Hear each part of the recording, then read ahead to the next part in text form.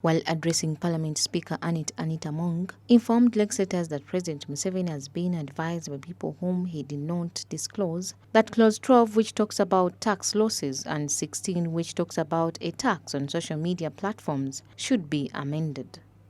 Clause 16.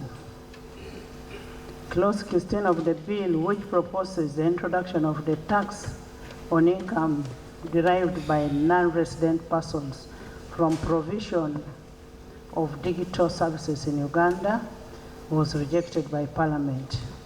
The measure was meant to cater for taxation of digital economy such as Twitter, Amazon, Netflix, etc.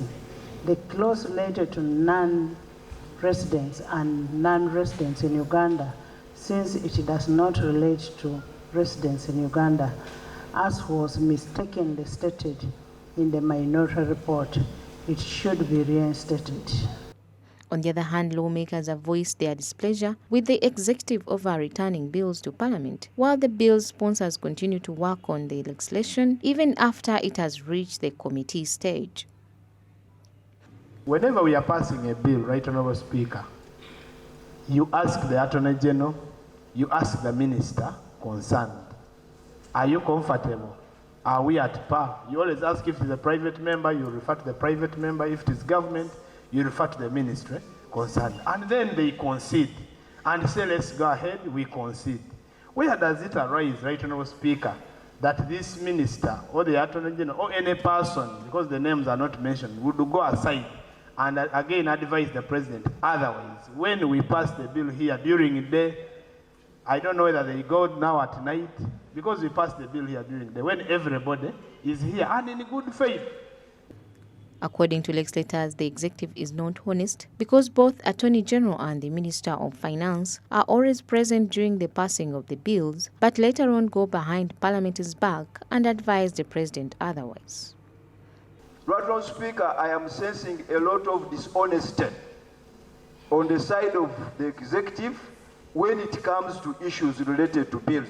Sometimes, Right Honourable Speaker, information now is coming up that they withhold information.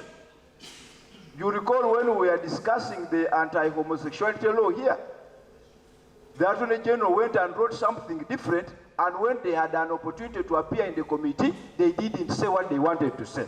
So this kind of dishonesty being exhibited by our colleagues, where the President says, I am advised. I think, Right Honourable Speaker, as my colleagues have said, it is important to understand who is advising the President. These have appealed to the executive to stop diluting the power of Parliament in carrying out its mandate of legislation because it is a wastage of taxpayers' money. It passes the law and the President fails to assent to. He dilutes the powers and the performance of Parliament by Article 91.